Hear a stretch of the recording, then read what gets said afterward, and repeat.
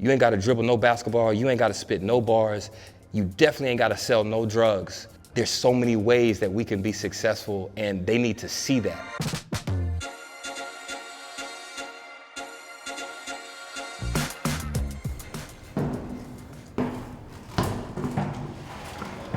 My name is Lanny Smith, and I'm the founder of Actively Black, a Black-owned premium athleisure wear brand. Growing up in Houston, Texas, I knew from an early age that I wanted to play in the NBA.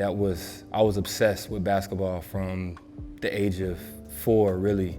I come from a basketball family. Both my mother and my father played basketball. My mom was outside digging the hole to put up my first basketball goal. So, you know, I came up in a childhood where I had a superhero in my home. My mom is a country girl from Gina, Louisiana. Both of her parents stopped school in the 4th grade to go help work in the fields. They were sharecroppers. And so my mother was the first person in our family to go to college, to graduate from college. My father is one of 7 kids from Detroit, Michigan. He grew up in extreme poverty himself, ended up going into the military, and he tells me the stories of the white sailors on those ships. He was in the Navy, taking the black sailors' uniforms and throwing them overboard so that they would get in trouble. And him always fighting and ending up on the brig, just not taking that disrespect, not taking anything from anybody. What would happen if our cultural influencers, our cultural leaders actually start championing a Black-owned brand? You know what I mean? Like, when I say we can build the Black version of Nike, people think I'm crazy, but they don't understand how much our culture literally creates what's cool across the whole globe. So it's like, if we can get all of our people to rock with us, I'm telling you, man. When did basketball become a passion for me?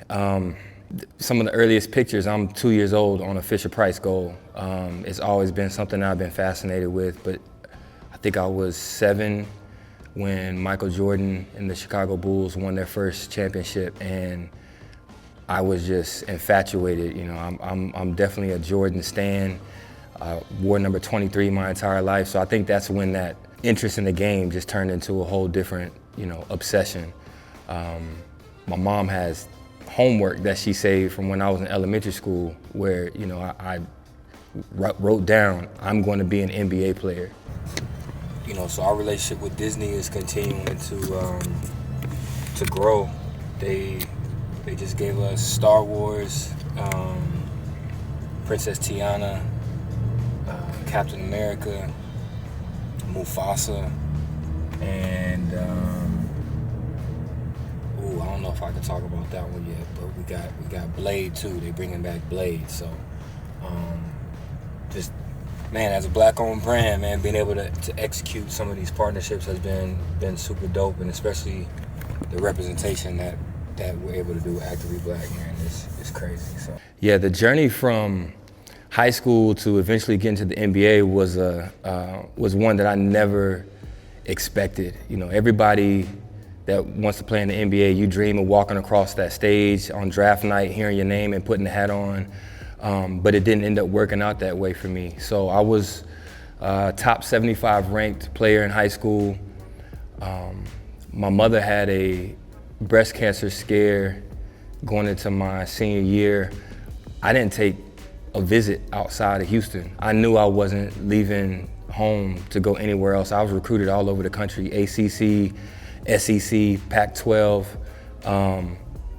Big 12, but I knew I wasn't leaving home after my mom had her breast cancer scare. So went to the University of Houston, which was dope to be a hometown kid playing, in the city that I grew up in, having Houston across my chest. I remember driving down 45, 59, 610 and seeing billboards, of myself in my city, and that was a really dope experience. And after my sophomore year, I had some NBA teams that were interested in me. That's the first time I saw my name on the draft boards and the draft list, and I had that decision to make. Do I leave school and chase his dream to the NBA, or do I come back and increase my chances of becoming a lottery pick? And I decided to go back to school. And the practice before the very first game of the next season, I'm in the air laying the ball up. A teammate undercuts me while I'm in the air, and I land awkwardly, and a bone in my foot completely snaps in half. It was hard for me to accept that. This is something that I gave my whole life to. This was something that I was working my whole life to go to the NBA, and then to hear him say, you won't be able to play basketball again. I lost myself a little bit. I started drinking heavy during that time, I remember. But it was something in me that didn't want to give up, so I went against the doctor's orders and I started training again. I went to the NBA Development League, and about halfway through that first season, my body just started to respond again like the player that I was prior to that injury, and had an incredible first year there. And after the season, my agent calls me and tells me that the Sacramento Kings are offering me a contract. And my mom used to always tell me, what God has for you is for you, and no man can change that. And you hear that, but in that moment it was real. I'll never forget walking into the locker room for the first time and seeing an NBA jersey with my name on the back. And I was like, man, a year ago the doctors told me I'd never play basketball again, but here I am. That just did something for my confidence, it did something for my faith, and I felt unstoppable at the time. It was one of the highlights of my entire life. And then 33 days after signing my first NBA contract, in practice, one of the big men tripped and fell into my left knee, tore the articular cartilage. I had 2 microfracture surgeries, and my career was over with just like that. Having to move back home with my mom, broke, not knowing what I was gonna do with the rest of my life. And I just, I slipped into the deepest depression I've ever had. I really didn't know what purpose or meaning I had left with my life. I thought I was meant to be a basketball player. I thought I was meant to make it to the NBA, be able to take care of my family. And so I felt like a failure. I was embarrassed to even leave my house, my mother's house. Now I feel like, I'm confident and know that I'm walking in my purpose. I know God had a different purpose for my life, but it didn't feel that way in the moment, And so what actually led me to starting my first company was the prayer I said in that desperation. I remember praying and I said, God, if basketball is gonna be taken away from me, I'm begging you to show me what you want me to do with my life, and whatever you show me, that's what I'm gonna do. I literally said that prayer like that, laid up after my second surgery, and it was probably about 2 weeks after that, this idea for creating a faith-based sports apparel brand was implanted in my heart. And I know this was a God thing, because even now, sometimes I have to pinch myself. I have no design background. I have no business background. I had no interest in apparel, nothing. So everything that I'm doing now is a God dream to me.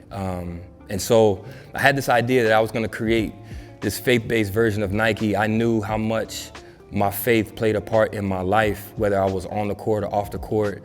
And I launched Active Faith out of my mom's house. And a couple of friends of mine, Anthony Tolliver and Stephen Curry, who were also guys whose faith was very important to their lives, they loved the concept of it and they wanted to be a part of the brand, and they put in some seed money while they were still playing in the NBA, and I was launching the brand out of my mom's house. And that was my first introduction into entrepreneurship. Yeah, anytime somebody asks me how I'm doing, I always say I'm overwhelmed but blessed. Cause we don't sleep. It's normally meetings all day, filling orders, and then my manufacturers are overseas, so by 10 p.m. they're online. I'm normally in meetings with them till 4 a.m. I launched this out of my apartment during COVID, so there really wasn't any other option but for me to be filling the orders anyway. And because of e-com, being able to outsource shipping and things like that, it allows you to keep your team lean without having to hire a bunch of people just to operate. But we are definitely at the point now where yeah, we have to build our team in order to scale. So that's top priority. The NBA has hired me for the last 6 or 7 years to come back and speak to players. I've been a speaker at Rookie Transition Program, in different meetings that they have for the teams and the players. And one thing that I always make sure that I tell the players is, you're more than this basketball that's in your hand.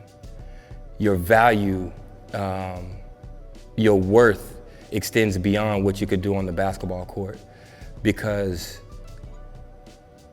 most of us grow up with this game from an early age, and we start to attach our self-worth, our self-esteem, our self-identity to what we're doing on the basketball court, and not knowing that, one day this game is gonna end, and then who are you without this basketball? I wish I knew that I was more valuable than what I could do on the basketball court. Yeah, so the journey from Active Faith to Actively Black is a very interesting one. Active Faith was successful beyond what I could have even imagined. This was my first time starting a business. Like I said, I never had a job before other than playing basketball. And so we had customers in 73 different countries, professional athletes throughout the NBA, the NFL, Major League Baseball, Major League Soccer wearing Active Faith, because it stood for something, it meant something to them beyond what every other sports apparel brand meant. There was a messaging to it that they could identify with. On the flip side, 65% of my customers for Active Faith would be considered evangelical Christian, which in America could also, unfortunately, be synonymous with racist. And I was actually hiding myself from the public, knowing that I was the founder of Active Faith, because I thought if they saw this young black man as the founder, that it would negatively affect the business. And I had so many instances where my fears were confirmed. I remember an investment group writing in, expressing interest in investing in Active Faith, and we go back and forth over email, and then we set up the in-person meeting, and I walk in that boardroom, and I saw the looks on their faces when they saw that it was me. And then all of a sudden, they're not interested in Active Faith anymore. And then 2018, the movie Black Panther came out, and seeing a black superhero on the big screen with skin like mine, with hair like mine, was just it was a transformative moment for me, because I don't think I've ever seen us in that way. Normally the only positive images of us you see is athletes and entertainers. Other than that, especially for black males, it's always a negative image that we see of ourselves in the media. So just to see this black superhero was so powerful. And then I saw the diaspora come together around this film in a way that I had never seen in my life. And that pride that I felt walking out of the movie theater, I said to myself, I want to create a brand that makes my people feel the way that we felt walking out of Black Panther. And I was like, you know what? I gotta do this. I gotta create this brand that's owned by us, that's built for us, that represents our culture and is authentic and truly is about giving back to our people. That was the moment for me. And so I announced it in an Inc. magazine article on Juneteenth. And then I put my head down, and on Black Friday 2020, November 27, 2020, I'll never forget, I launched Actively Black out of my apartment during the pandemic. Similar to what Lanny said, like seeing the tribe and the product, like being at the airport, seeing what they got on, or them like mentioning that they enjoy like our New York Fashion Week. That has been really motivating. So kind of just like seeing the tribe in it, and then just like building something that's never been like built before is also pretty dope. Now, who is the tribe? The tribe is what we call our customers. I got it. Yeah, the purpose behind Actively Black, like I wanna uplift the black community, I wanna unite the black community, but like on a global scale, so like the entire diaspora. And in building this community, I felt like Tribe was the perfect name for our supporters. I don't even want to call them customers. Also in business, there's always going to be competition anyway. And so finding your niche or your differentiating factor that you can hang your hat on is always important regardless. Nike's gonna come out with their Black History Month collection every Black History Month. Same with the rest of these brands. I can't compete with the research and development. I can't compete on the marketing dollars, but can't none of them out Black Actively Black. This is who we are 24/7, 365. And I believe that our people are starting to recognize that these brands are just trying to sell to us. They're not really speaking to us, they're just trying to sell to us. I knew out the gate, like we were fighting against the stereotypes that if you buy Black owned, you're gonna have to sacrifice quality. And I didn't want anybody to sacrifice quality. I wanted you to wear Actively Black and feel like you were wearing your Nike or your Jordan or anything else. And so I think that's also contributed to the demand, because when some people just trying it out because it's Black owned or what it represents, and then they get it, and they're like, oh, this feels just as good, if not better, than my Nike or my Lululemon, and they're coming back. The tribe really is driving the growth of this brand, the way that they're supporting, making repeat purchases, and then they're getting on social media, they're sharing it, they're telling their friends and family about it. So, yeah, it's been crazy. So finding the right manufacturer for me is also a testimony. It's one of those things where I look back and I see where God was connecting these dots. So rewind to my year in the NBA Development League, I got invited to go on the NBA Asia Tour. And on that tour, we played in exhibition games in Korea, the Philippines, China. And while we were in China, they took us on a tour of a factory. And for whatever reason, the tour guide, I was right there with him the whole way, just listening to him. I was fascinated by seeing the way things were being made. And a lot of other guys that were on the tour weren't really paying attention. So he took a liking to me because I was paying attention to him. And at the time, I think we befriended each other on Facebook. This is back in 2008. So fast forward, my career ends. I'm trying to find a manufacturer for premium sports apparel. I knew that I wasn't going to be going downtown LA or somewhere and buying blanks and printing on them. Like, I wanted the real thing. I wanted it to feel like Nike and everybody else. I reached back out to that tour guide on Facebook, and I said, hey man, I'm trying to start a sports apparel brand and I need you to point me in the right direction. And he did so. It still took 7 months of trial and error, of sampling to get it right. But I've been with same manufacturer since then. I didn't start this brand.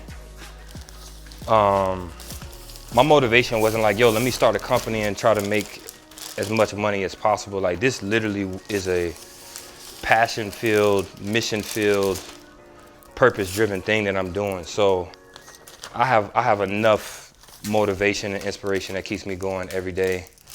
And I just have a big picture vision for Actively Black, and we're nowhere near what that vision is. So, yeah. Then our Zoom meetings normally starting 9:30 in the morning. We're putting together photo shoots, video shoots, content. We're designing whatever the next collection is. Right now, the thing that has been taking up all of our time is preparing for the Olympics with Team Nigeria. Yeah, it's no sleep. It's no sleep. Malcolm X is he's a personal hero of mine.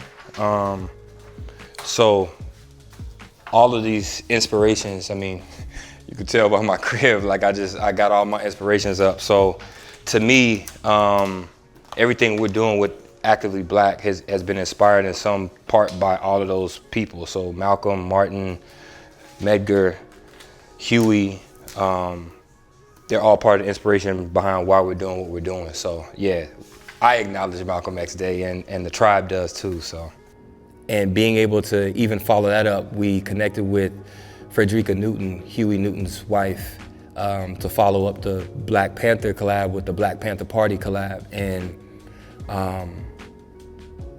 that meant so much to me to actually be able to connect with these figures in Black history in some form or fashion. The very first collab we did was with John Carlos, who in the 1968 Olympics with Tommy Smith, raised their fists on the medal podium.